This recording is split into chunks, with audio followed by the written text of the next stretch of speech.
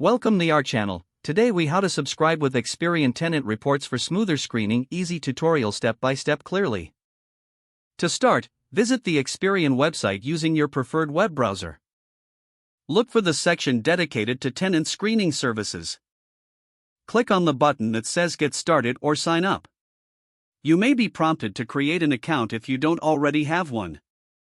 Fill in the required information, including your name, email address, and password. Make sure your password meets the necessary security requirements. After filling in your details, click on the Create Account button. You will then need to verify your email address.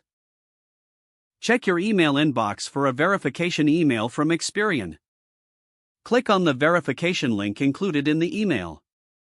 Once verified, return to the Experian website and log in to your new account. Navigate to the tenant screening section on your dashboard. You should see options for different tenant report packages. Choose the package that best suits your needs. Review the features and pricing of the selected package. You may need to provide additional information for billing purposes.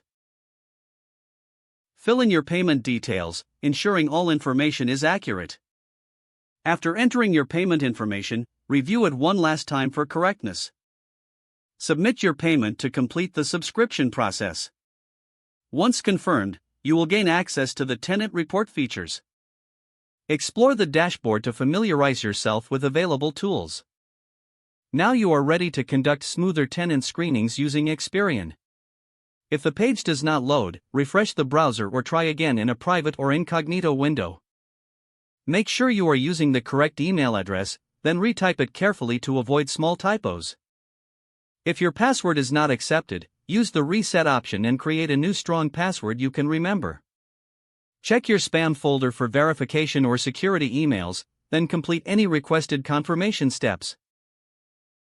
Enable two-factor authentication if available to improve account security and reduce unauthorized access risk.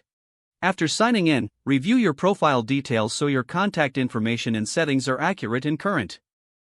If you see an error message, note it down and try again after restarting your device and internet connection.